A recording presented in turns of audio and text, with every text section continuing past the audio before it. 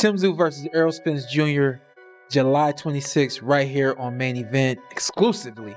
Make sure you order it. I am here with the other side of the main event who just saw his opponent, and apparently your opponent didn't have much love to show you.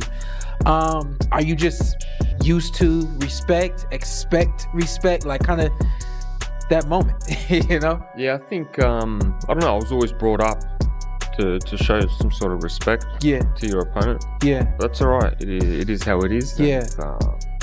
And you got Errol Spence Jr. Give me your thoughts on Errol. You know, he's been out of the game, been away from the game. It'll be about 3 years when you guys fight that he had his last fight. Yeah, wow. Yeah. I think 3 years is a long time. Yeah. Especially at the peak years of your career. Yeah. Don't know how he's been looking after himself or what he's been doing. So, again, he's been one of the greatest fighters of this decade. You know, his results speak for themselves, and his only losses against Crawford, right, who is the greatest fighter of our decade. Right. You know, so it's a crazy challenge in front, but a challenge that I'm willing to take with both hands. Mm-hmm. And I wouldn't be taking this fight if I knew I didn't win. Mm-hmm. To that point, you had Tim Tszyu in Australia. Yeah. Like, kind of take us through the process of making this fight happen with Tim Tszyu, and also on top of that, it happening in Australia. I mean, it was an easy process. Like, I was like, I want to fight Tim Tszyu. I mean, it was more. I say more of the process was negotiating how much I'm gonna get, so to say to anything. But it was easy for me. I was like, yeah, I want to fight Tim Tszyu. I'll fight Tim Tszyu in Australia, because they wanted it. They were trying to get me to fight at maybe Cowboy Stadium or in America, but I was like, nah, I'd rather have my first fight back, somewhere else. And it came up Tim Tszyu, and I I'll definitely take that fight. Tszyu, after going away from what you wanted, and now you got Tim Tszyu, do you look at this and say, this is the best fight for me right now? Definitely. I feel like the styles mesh up very well, and you ain't got to retract on that. You said you know what you said. Tim isn't the biggest of names. He cool, but he's not the biggest of names. And for main event, he's the biggest of names, right? But is any of this like for the fans? Is any of this is the fight that fans want to see though? So that's what I'm gonna give them, or is this just? That's how I'm going to be. Yeah, it's been a bit of both, I guess. Yeah. I feel like stylistically, this is a fight that everyone wants to see. Yeah. There's a fan-friendly top fight. Two big names in the sport. So I feel like it's one for the fans. But at the same time, for myself, this is the fight that I've always sort of dreamt about. Yeah. Always wanted. Yeah. Always been on my hit list. Yeah. So, yeah, it's a bit of both. I feel like, he's a lot of heart. He's a lot of heart, and I think that's why he switched back. He had the Cuban coach, and I feel like that wasn't going to work out well for him, because, I mean, he can't learn that type of style that, the Cuban coach is teaching. That's more cultural, more, rhythm and things like that, and things that I feel like he don't have. He's a more of a, kung fu fighter, hard, and, I feel like he's pretty good. He's good. He beat Terrell Goucher, he beat Tony Harrison. I think he beat them on the back end of their career, But with Errol, it's a little more serious. Obviously, you got Errol's in front of you now. Yeah. Keith wasn't exactly in front of you. Yeah. You got Errol. Any thoughts that he could come over and take over the house? No. Yeah. No, I feel like this fight, the magnitude of it. Yeah. I think all the Aussies. This is for the Aussies. Yeah. And this is why I chose Jeff Fennick and bringing it all back home is because this is a fight for. What are you looking forward to in terms of being in Australia? Going into his backyard, you did that with Kell Brook back in the day. Kind of, take me through what you expect this Australian boxing culture to respond to Errol Spence Jr. Man, I really don't care. I mean, I'm excited. I dream about stuff like this, man. It kind of give me chills now, coming out and everybody booing. They get me more pumped up than anything. People booing, throwing stuff, angry. That really takes the nervousness out of me. Like, I'm not nervous anymore. Like, people booing and saying things and yelling and screaming. That's like the movies to watch as kids, old Spartan movies and stuff. Like, you going to war. So, it gives me a high. I'm definitely happy, and I'm excited to come out and just, get the fans' negative reactions and feed off of it. Look into that camera. Give the Aussie fans a message. Tell them what they can expect July 26th. Yeah, it's going to be a good one. And this one is for Australia. Send a message to Australia. Send a message to Main Event. Tell them who you are and what to expect from you July 26th. July 26th, you can expect all-out war. I think a one-sided fight. I think he's going to give it everything that he has, but I'm definitely going to put on a great show and show the fans of Australia, show the world that Errol the Tszyu Spence is back, and y'all will respect me after this fight, and Tim will respect himself. With Fight Night getting closer, Errol Spence Jr. and Tim Tszyu sat down with Sean Porter to discuss their training, comeback stories, and everything on the line in their highly anticipated July 2026 clash. Speaking about his nearly 3-year break from boxing, Spence said the time away gave him a chance to enjoy life, spend more time with his family, travel, and grow as a person. Even though he stepped away from the ring, he never stopped staying active and revealed that he even started playing soccer during his break. Sometimes too much time. Sometimes it's too much time. And yeah. What makes you feel like you didn't take too much time off?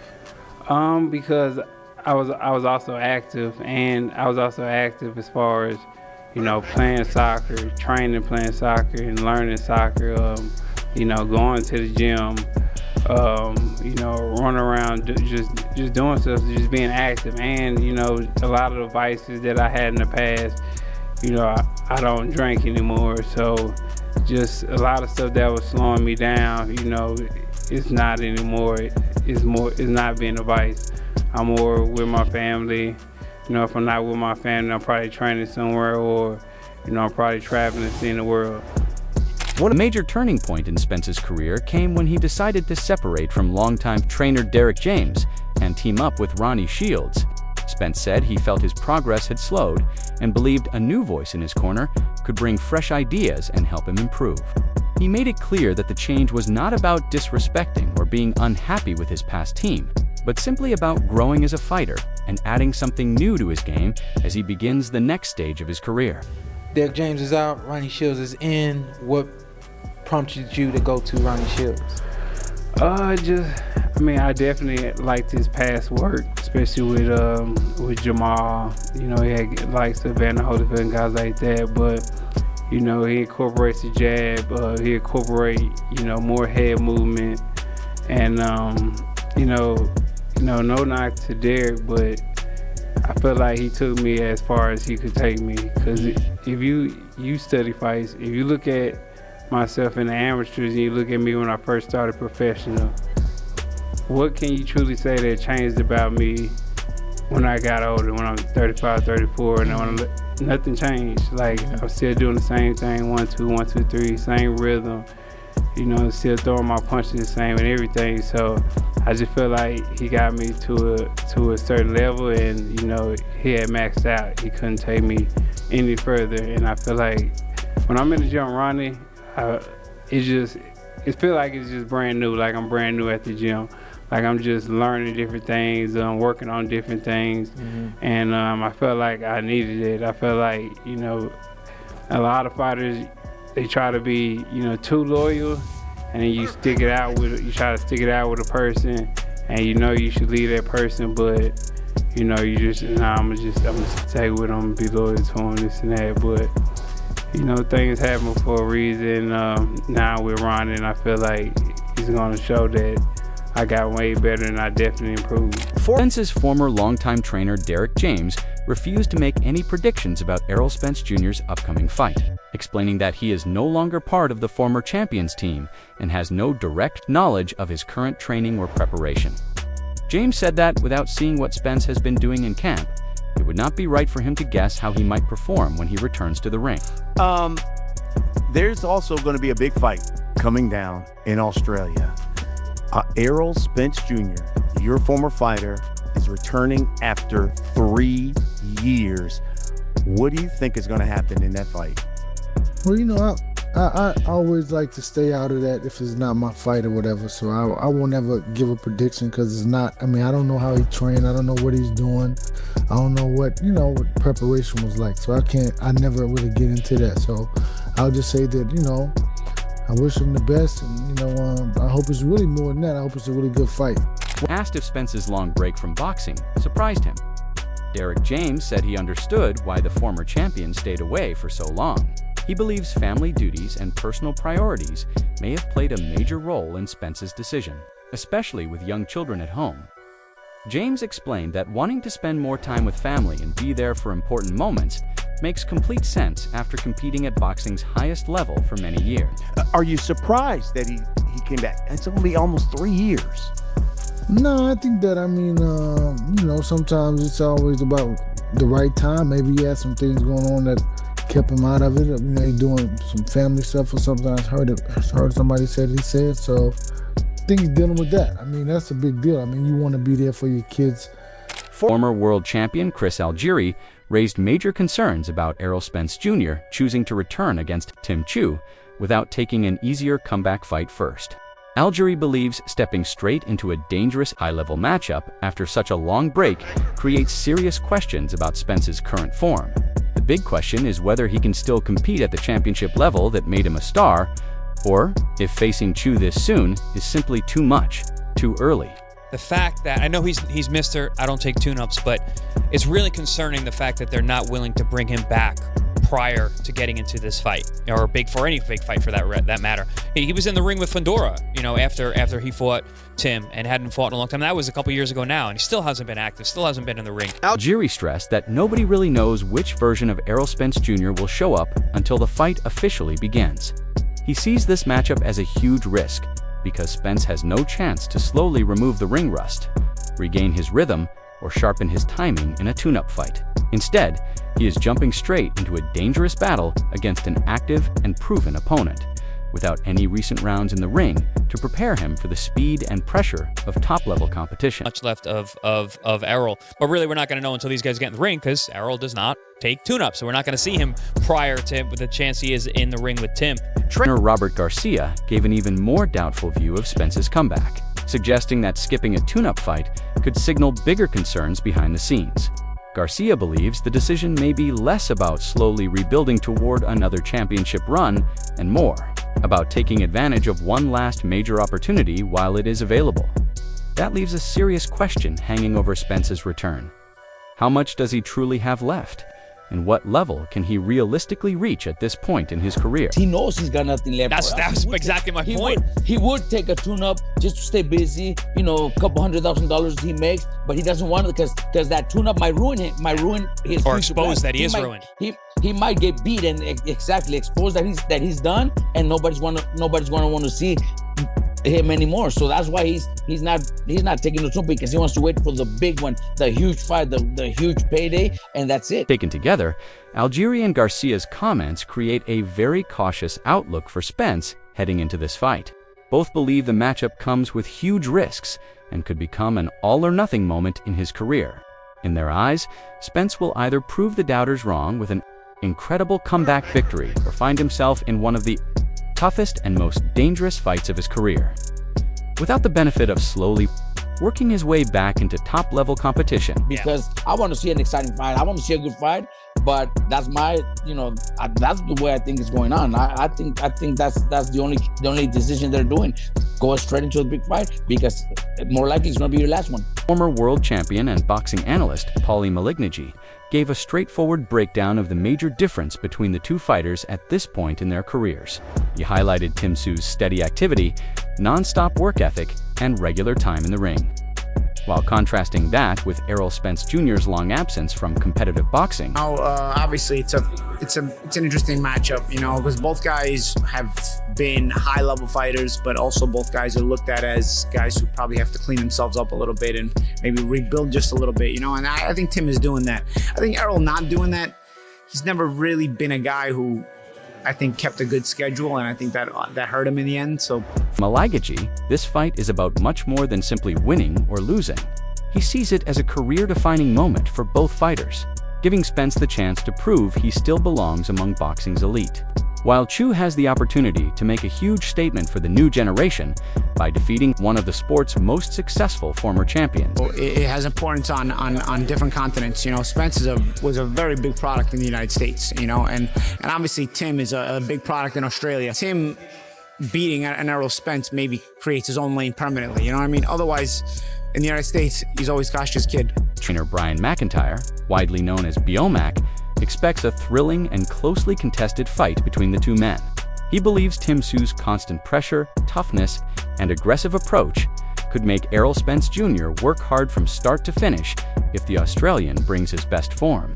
However, despite expecting a serious challenge, Biomac still favors Spence, trusting the former unified champion's experience, skill, and ability to deliver when the pressure is highest. How do you see the Errol Spence Tim Tszyu fight playing out, man? Oh man, that's gonna be a great fight. If Errol gonna be himself, he should win. But we don't know what he got left. Yeah.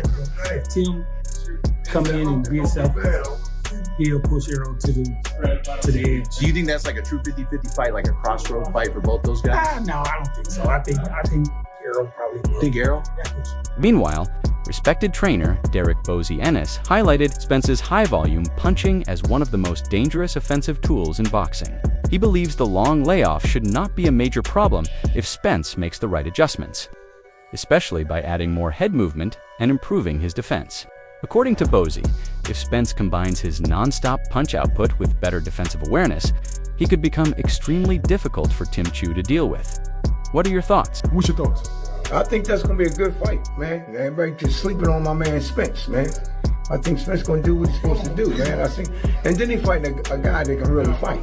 You know what I mean? I'm not saying like, he's a good boxer, nothing, but he comes to fight. You know what I mean? So this is going to be a good test for Spence, I think. And I think Spence going to do well. Should Spence add in this training camp for Tim Tszyu? He's been out of the ring for a while. What should he be doing? What Spence should be doing? Spence should be Spence, man. But he must move his head, though. Because Spence should come right at you and just throw some punches. He got to and work on catching them shots. You know what I mean? If you ain't going to move your head, you got to catch some shots. You know what I mean? With your hands, Decision stoppage. How's that fight out? I think it's going to be a stoppage. I think it's going to be a stoppage. Somebody getting stopped. And I'm going with Spence, so. Former world champion Shawn Porter pushed back against the idea that Tim Tszyu has a clear stylistic advantage over Errol Spence Jr., Porter believes. Spence is still the more complete and polished fighter in several important areas, highlighting his sharper timing, smarter punch selection, and ability to stay calm under pressure.